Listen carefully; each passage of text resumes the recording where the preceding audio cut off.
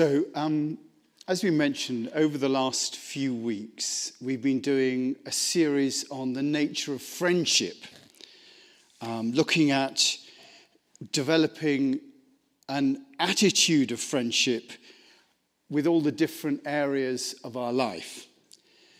Friendship being the deepest level of support and encouragement to an end that's mutually enriching. The deepest level of support and encouragement to an end that it's mutually enriching. And last week, we looked at friendship with the earth. Are we really friends with the earth? How can we develop that?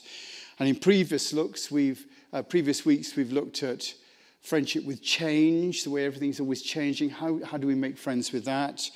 We've looked at the flow of life, the way everything comes at us all the time and sometimes overwhelms us. How do we make friends with that? And we've looked at friendship with diversity. You can find ways of seeing those talks in the past. If you're in front of you, the little red card there, if you want to take one of those little red cards, you'll find ways that you can actually see those talks. And if you're new, the blue cards, if you want to be on our mailing list, you just fill in one of those little blue cards and actually either put it in here or give it to someone. And that's an opportunity just to stay in touch.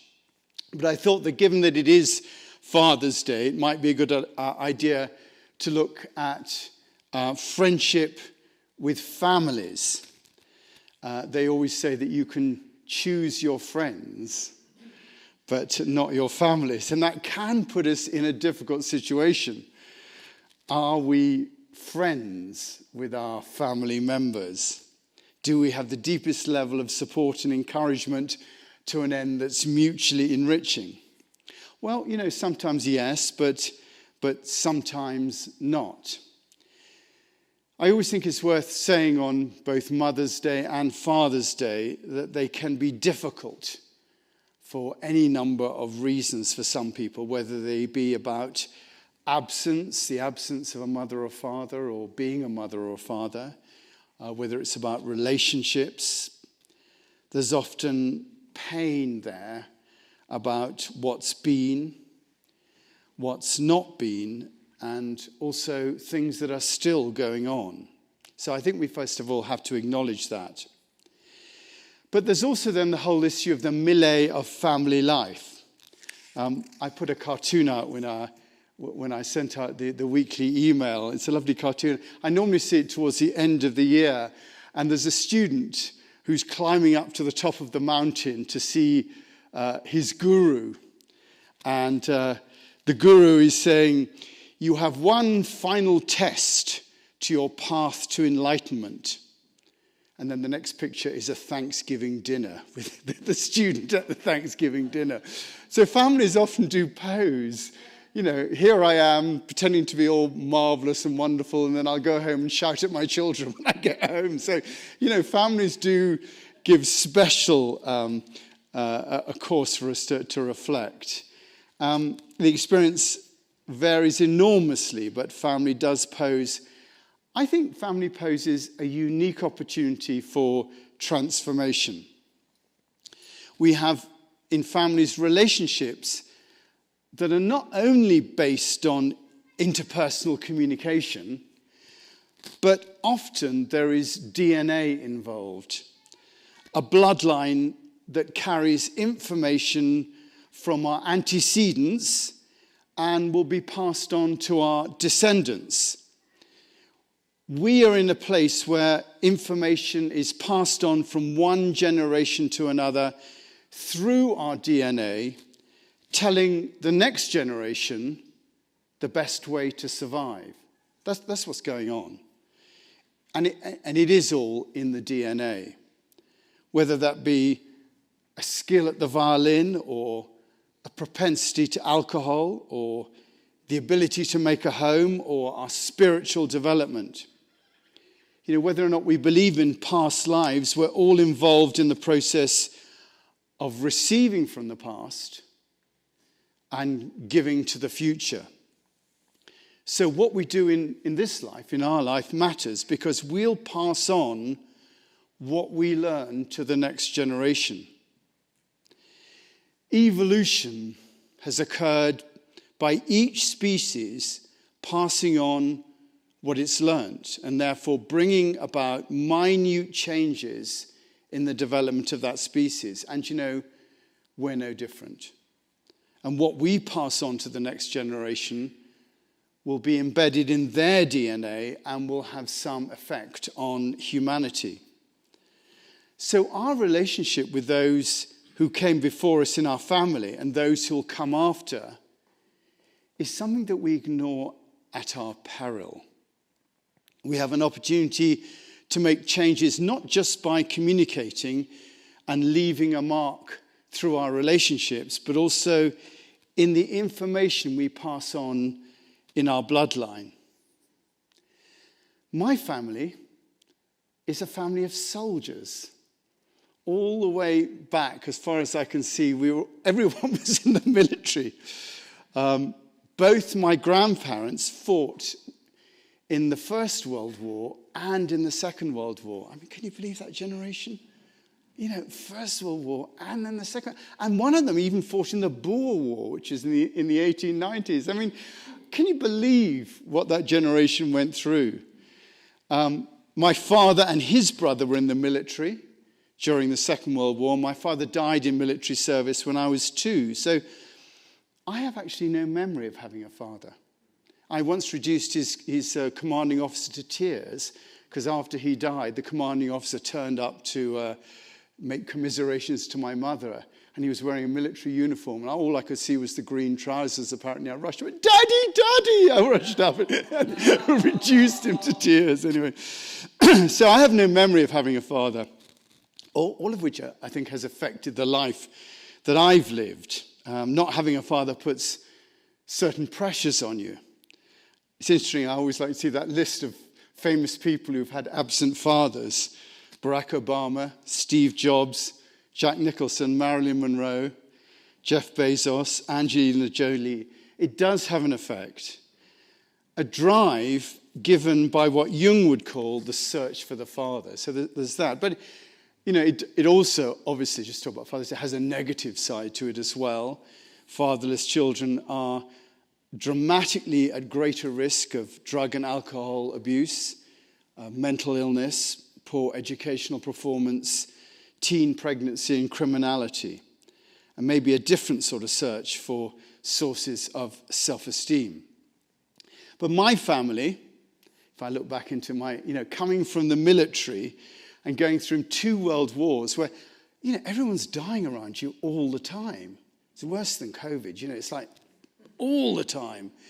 And so therefore, those generations just repressed their emotions because it was just absolutely too much for them to. So when it came into our generation, there were 2 generations, one after another, that were repressing their emotions. So I've sort of come into that, suffered from that.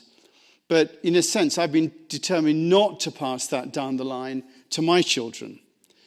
I think there's something important about making peace with our past in a way that enables us to move forward with our family, enabling us to have the deepest level of support and encouragement to an end that's mutually enriching.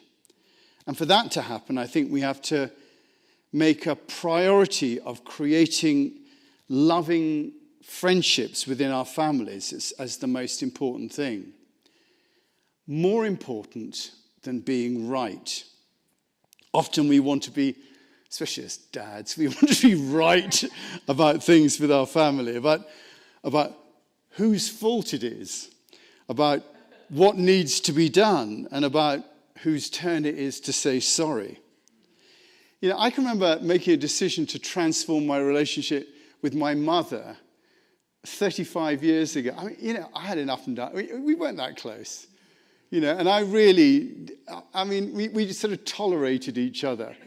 And, I used to come back, with parents, I just wasn't that interested in any of the things that she was interested in.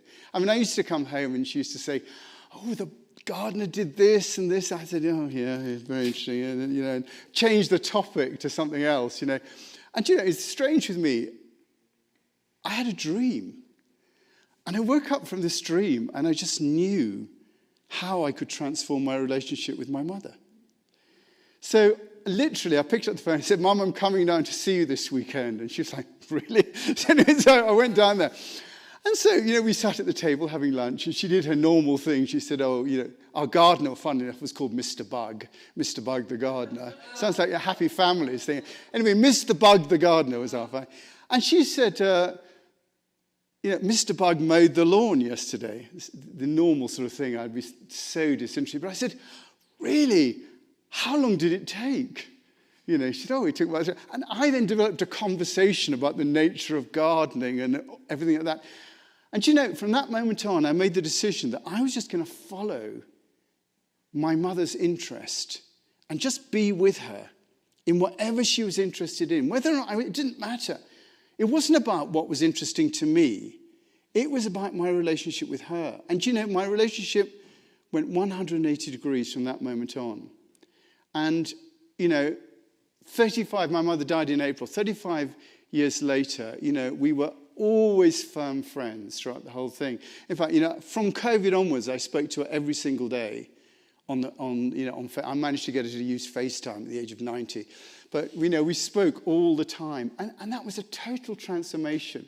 I dropped my ability to be, my need to be right, my need to push things, from one moment to the other. And I think it's really that sort of thing that, transforms our relationships. And I made the decision friendship was more important than anything else. And that really is the relationship or my intention with my family today. I'm not particularly close to my brother who lives in France, but, I asked him to be best man at my wedding because I wanted to demonstrate that sort of friendship. It was out of desire to do that. And for me, it's the same with my children. We're now at a point where we can be friends, I hope. They're not here to say anything, but, I do hope that we can be friends. And for me, that whole thing, it's always about deciding. Whether you're the child or the parent, it's about deciding to be the adult in the room. That you're going to take responsibility for the relationship. No matter what others do, the question is always the same. Given the circumstances, what is the most loving response I can make? Given all the circumstances, what is the most loving response I can make? That was James Finley's question. I think it's a lovely question. Also, given the circumstances, what is the most loving response I can make? And I think it's worthwhile taking stock of where we're at with our families and thinking about how that might work. Where have our families come from? What was their past? What did they do and what did they pass on to me? What do I want to pass on to the next generation? And what do I want to stop with me? I want to stop our family being emotionally poor, which is why I married Heather, who's emotionally rich. I married her. I thought, right, I'm going to marry an emotionally rich person, And I think, both my brother and myself have decided that, Interestingly enough, we both went the spiritual route. I sort of got ordained and ended up doing this, and my brother became a Buddhist. And he does all of that, I always tease him. I say, I knew you'd get religion. He's not watching, so I always say... I always say, I knew you'd get religion. He always says, it's not religion, it's a philosophy. He always says. I still tease him on that.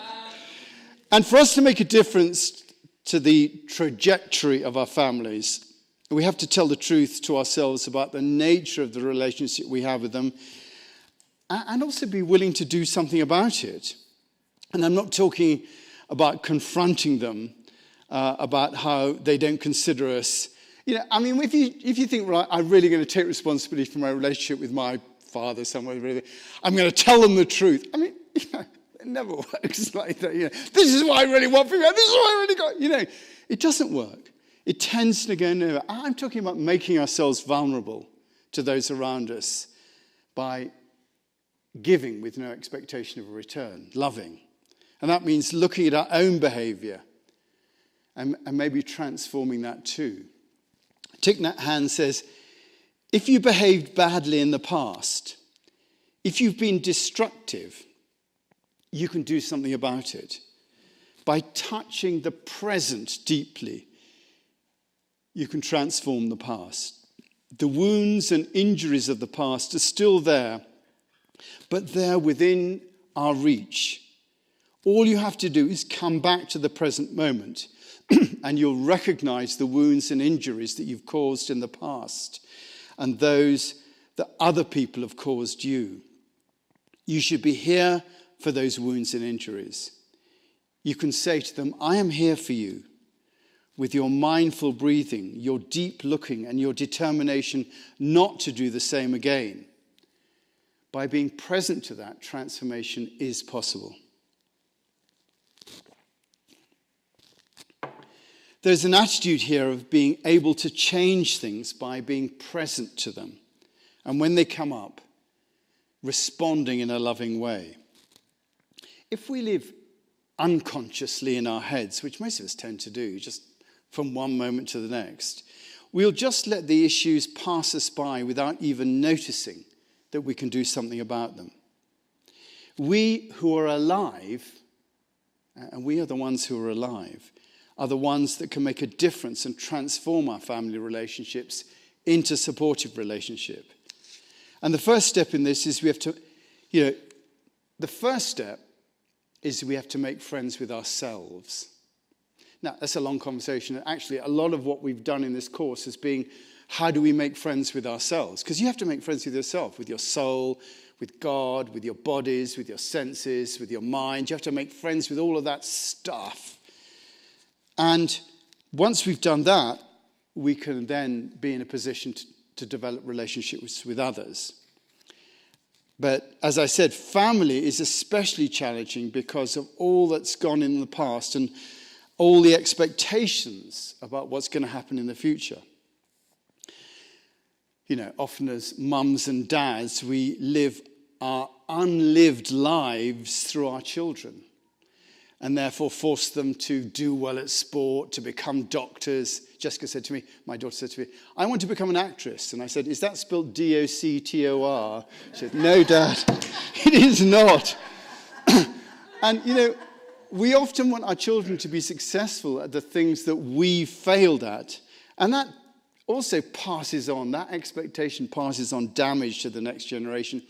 So we have to be careful and also be prepared to really have a look at what's really going on in our family relationships. Therapy helps, of course. I remember when I was applying to go into the Church of England, they stipulated that I have some therapy on the death of my father, because I was like, oh, I didn't even know my father. So they said, before you become a priest, you've got to have some therapy. And I find it quite, useful. And actually, I've just recently gone back into therapy. Donna Ward here mentioned EMDR, which is eye movement desensitization and reprocessing. And I thought, that's for me. And I went along and set it up. I'm actually finding it quite useful in just developing, I'm working on my ability to express myself emotionally. If we can't work it out on our own, then often the most loving thing to do is to get help. But we're the ones in the middle of it all, and it's really up to us to try and make a difference while we can. But again, the difficulty with this, Thich Nhat Hanh says, many of us go around all the time feeling that we're so small, we're like a grain of sand, and we may feel that one human life doesn't really add up to much in terms of meaning. We struggle to get through life, and at the end of our life, we feel that we've accomplished very little. This is a kind of inferiority complex many people suffer from. If we see reality only in terms of historical dimension, it may seem to us that there is little that one ordinary human being can do. But if we get in touch with the ultimate dimension of reality, we know that we are all just like the Buddha. We share in the Buddha nature. We are the Buddha nature. And when we're able to see beyond the limitations of perceived time and space, beyond our notions of inferiority and powerlessness, we find we have a great store of spiritual energy to share with the world. And that's what I'm talking about. This reserve of spirituality is what we have to make our contribution in developing friendship with our families. By not telling them what so or how to behave, but by seeing the bigger picture of where we've come from and where we might be going to, and using our spiritual insight and understanding to make that difference now, one member of the family at a time. That's how we make a difference.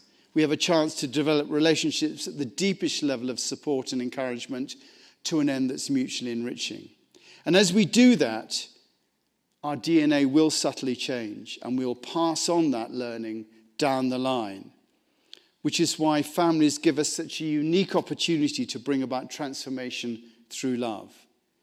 We should make an effort to have that happen, to reach out, not to be right, but to be vulnerable and loving. We have a chance in this, our generation, to make things better for future generations of our families. Dan.